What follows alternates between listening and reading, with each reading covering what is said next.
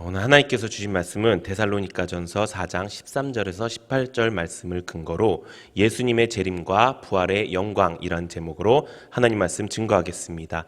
하나님 나라에 삽시다 데살로니가전서 강의 16번째 시간입니다. 오늘 본문 말씀은 그리스도의 재림과 부활의 영광에 대한 바울의 가르침의 말씀입니다. 이 데살로니가 전서를 처음 강의 시작할 때 전체 내용을 소개시켜 드렸는데요. 그때 이 성도들에게 한 가지 걱정거리가 있었습니다. 그 걱정거리가 무엇이냐? 예수님이 재림하실 때 이미 죽었던 그 성도들은 어떻게 되는지에 대한 성도들의 걱정이 있었습니다. 그 고민들에 대한 답변을 하는 내용이 바로 오늘 본문의 말씀입니다. 오늘 말씀을 통해서 우리가 기억해야 될 것은 두 가지가 있습니다. 첫 번째는 바로 하나님을 믿는 사람이라면, 천국을 준비하는 사람이라면 누구든지 예수님의 재림을 준비해야 되는 것입니다. 두 번째는 우리가 그 부활의 영광에 참여하는 자가 되어야 하는 것입니다. 예수 그리스도의 재림이란 예수님께서 다시 이 땅에 오시는 것을 말합니다. 우리가 요즘 많이 하는 말이 있습니다. 그 말은 바로 마지막 때다.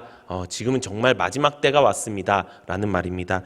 성경에서 나오는 그 마지막 때에 일어난다는 일들이 지금 이 시대에 많이 나타나고 있기 때문입니다.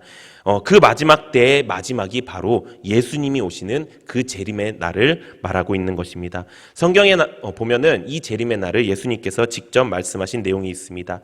우리 마태복음 26장 64절 우리 함께 읽어보도록 하겠습니다. 시작. 예수께서 이르시되 내가 말하였느니라. 그러나 내가 너희에게 이르노니 이후에 인자가 권능의 우편에 앉아 있는 것과 하늘 구름을 타고 오는 것을 너희가 보리라 하시니, 예수님께서 권능의 우편에 앉아 계셔서 하늘 구름을 타고 올 것을 너희가 본다고 말씀하십니다. 그리고 그때가 이 땅의 마지막 날이 될 것이고요, 심판의 날이 될 것입니다. 고린도전서 15장 22절에서 24절을 세 번역으로 보면 이렇게 기록되어 있습니다. 우리 함께 읽어보도록 하겠습니다. 시작. 아담 안에서 모든 사람이 죽은 것과 같이 그리스도 안에서 모든 사람이 살아나게 될 것입니다. 그러나 각각 제 차례대로 그렇게 될 것입니다. 첫째는 첫 열매이신 그리스도요. 그 다음은 그리스도께서 재림하실 때에 그리스도께 속한 사람들입니다. 그때가 마지막입니다. 그때 그리스도께서 모든 통치와 모든 권위와 모든 권력을 패하시고 그 나라를 하나님 아버지께 넘겨드리실 것입니다. 아멘. 예수님께서 재림하시는 그 날이 마지막 날입니다. 그래서 바울은 이 예수님이 오시는 그 재림의 모습을 구체적으로 표현하면서 지금 살아있는 우리가 주님의 재림을 기다리면서 깨어있기를 권면하고 있습니다.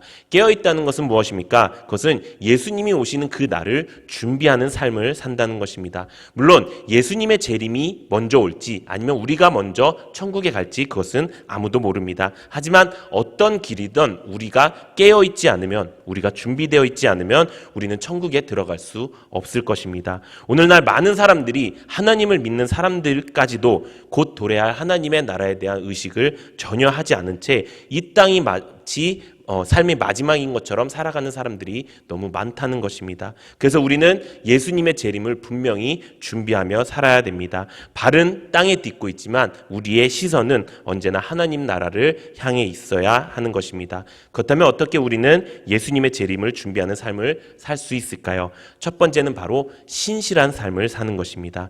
하나님이 우리에게 주신 이 하루하루의 삶을, 이 매일매일의 삶을 신실하게 살아가는 것이 바로 예수님의 재림을 준비하는 삶입니다. 그렇다면 왜 매일을 신실하게 살아가야 될까요? 우리 베드로후서 3장 10절 함께 읽어보도록 하겠습니다. 시작.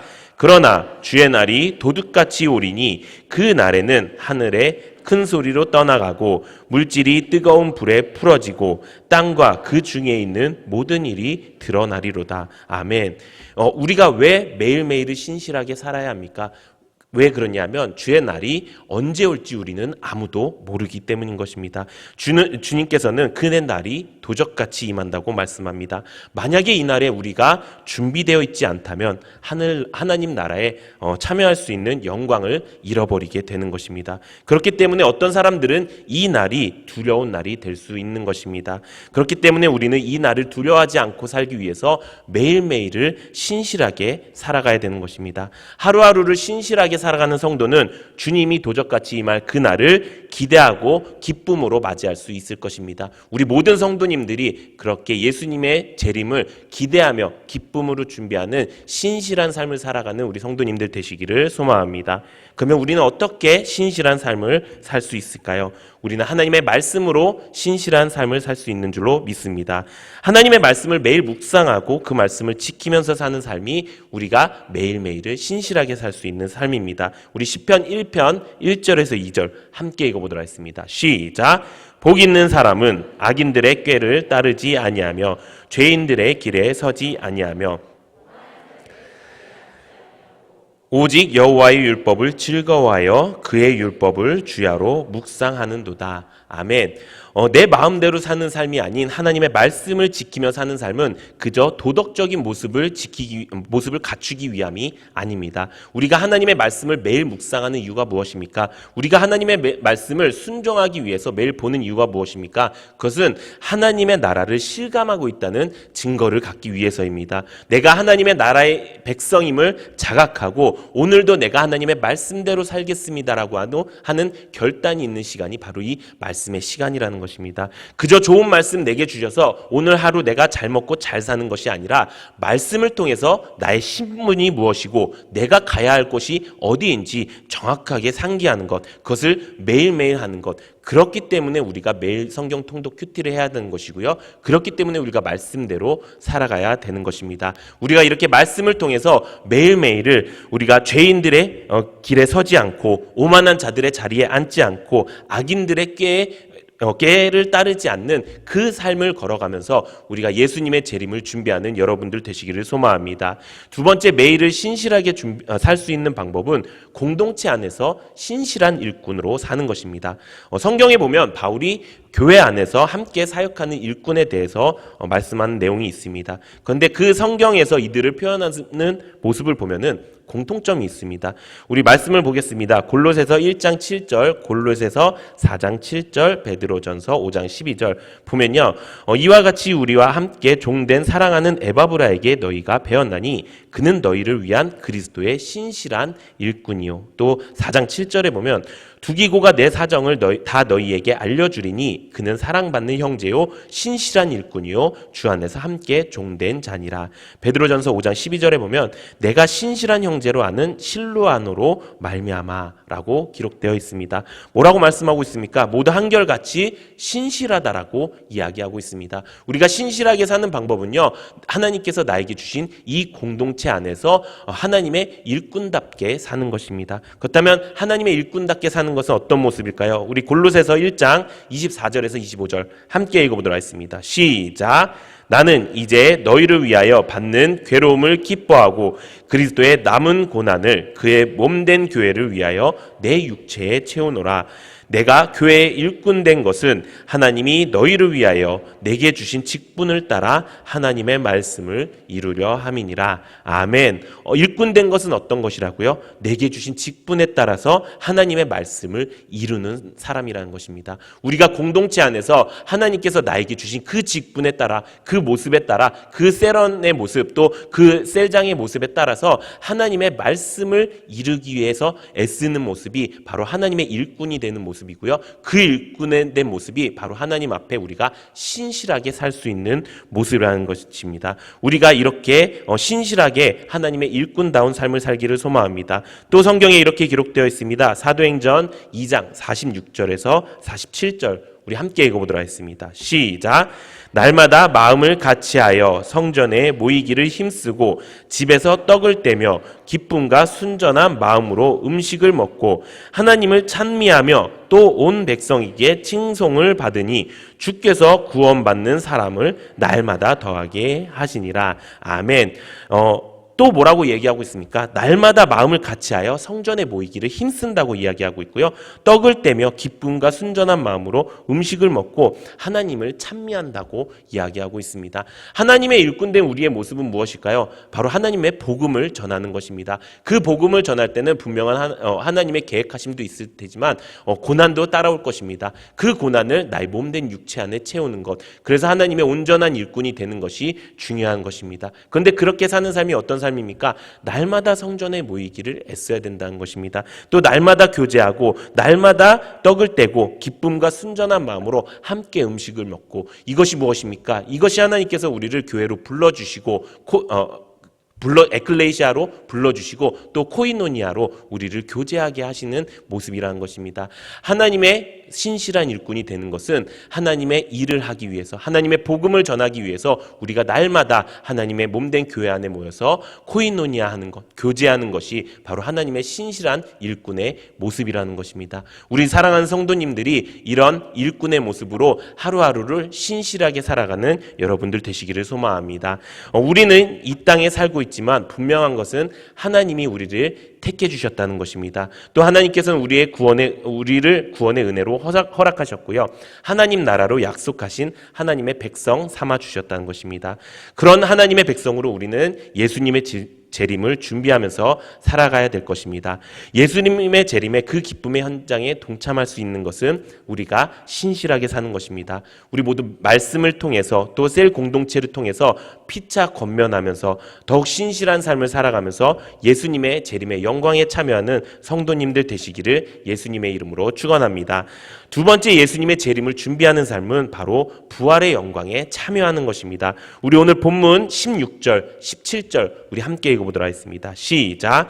주께서 호령과 천사장의 소리와 하나님의 나팔 소리로 친히 하늘로부터 강림하시리니 그리스도 안에서 죽은 자들이 먼저 일어나고 그 후에 우리 살아남은 자들도 그들과 함께 구름 속으로 끌려올려 공중에서 주를 영접하게 하시리니 그리하여 우리가 항상 주와 함께 있으리라. 아멘. 그날에 예수님께서 하늘로부터 강림하시면 하나님을 믿었던 사람들 중에 이미 죽었던 성도들이 먼저 일어나게 될 것이고요. 그 후에 살아있는 성도가 끌어올려져서 공중에서 그분을 영접한다고 말씀하고 있습니다. 그래서 그리스도 안에서 죽은 성도들은 영원히 죽은 것이 아니라 그리스도의 재림 때 부활의 영광에 다시 한번 참여하게 되는 것입니다. 예수님의 재림은 이 땅의 마지막이면서 동시에 하나님을 믿는 모든 성도들에게는 영원한 천국의 시작이 될 것입니다. 그때 이 땅에서 모든 사람들은 영원한 삶의 부활을 경험하게 되는 것입니다. 우리가 이 부활의 영광에 참여해야 영원한 천국에 들어갈 수 있습니다. 부활의 영광에 참여하는 방법은 두 가지가 있습니다. 첫 번째는 예수님의 완전한 승리를 선포하는 것입니다. 우리 로마서 6장 5절, 8절, 9절 함께 읽어보도록 하겠습니다. 시작. 만일 우리가 그의 죽으심과 같은 모양으로 연합한 자가 되었으면 또한 그의 부활과 같은 모양으로 연합한 자도 되리라. 만일 우리가 그리스도와 함께 죽었으면 또한 그와 함께 살 줄을 믿노니 이는 그리스도께서 죽은 자 가운데서 살아나셨음에 다시 죽지 아니하시고 사망이 그를 주장하지 못할 줄을 알미로라. 아멘. 부활의 핵심은 무엇입니까? 바로 예수 그리스도의 영원한 승리입니다.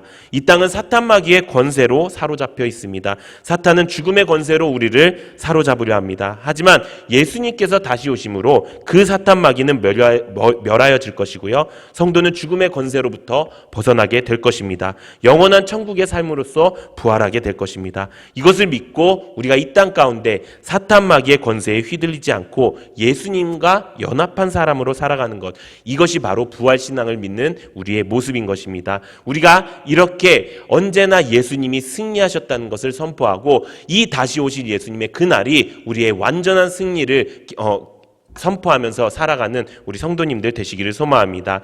두 번째, 영원한 천국을 소망하면서 사는 것이 바로 우리가 부활 신앙을 가지면서 사는 것입니다. 부활은 우리가 영원한 천국에 들어갈 수 있는 문의 역할을 하게 됩니다. 부활을 소망한다는 것은 영원한 천국을 소망한다는 것이고요. 그곳에 가기 위해서 우리는 이전의 나의 죄된 모습은 다 버리고 그곳에 가기 위해 예수님과 함께 다시 사심으로 천국에 가기 위한 합당한 성도가 된다는 것입니다. 이것이 부활신앙이고요. 이것을 소망한 것이 바로 천국을 소망하는 모습인 것입니다. 제가 오늘 말씀을 준비하는 데 있어서 굉장히 어려움이 많았습니다. 사실은 이 부분에 있어서는 많은 신학적인 견해도 있어야 될 것이고요. 많은 지식도 있어야 될 것입니다. 하지만 이것을 하면서 제가 하나님께 가장 많이 말씀드렸던 것은 하나님 지금 우리에게 필요한 것이 어떤 말씀인지 하나님 제가 선포하게 하여 주시옵소서라는 말씀입니다. 비록 저의 말은 더듬었고 저의 말은 원고를 쳐다보고 있었고 저는 더듬더듬 하는 말이었지만 여러분들께 성령 하나님이 분명히 임하셔서 성령 하나님의 역사하심의 말씀으로 하나님의 말씀으로 받는 귀한 시간이 되었을 줄로 믿습니다. 사랑하는 성도 여러분, 우리가 준비해야 될 것은 예수님의 재림과 그 부활 신앙을 가지는 것입니다. 우리가 그것을 가지기 위해서 우리는 매일매일 신실한 삶을 살아가야 될 줄로 믿습니다. 매일 말씀을 통해서 내가 더욱더 신실해지기를 소망하고 나에게 주신 그 몸된 교회 안에서 내가 그 고난을 육체에 채우면서 내가 신실한 일꾼으로 살아가기를 애쓰는 여러분들 되시기를 소망합니다. 그날이 언제 올지는 아무도 모릅니다. 그렇기 때문에 우리는 매일매일을 신실하게 살기 위해서 애써야 됩니다. 아까 찬양에 불렀던 것처럼 나팔소리, 예수님의 나팔소리가 이 땅 가운데 임하여질 때 그때 불러지는 나의 이름을 기억하고 내가 그때 이름을 불러줘야지라고 고백하면서 그것을 기억하면서 살아가는 여러분들 되시기를 소망합니다. 우리 모두 예수님께서 다시 오실 그날까지 주님의 말씀하신 그 길을 걸으며 살아가는 여러분들 되시기를 소망합니다. 예수님의 재림과 이 영광의 부활에 참여하는 모두 영원한 천국에 갈 수 있는 우리 성도님들로 살아가시는 귀한 역사가 나타나기를 예수님의 이름으로 축원합니다.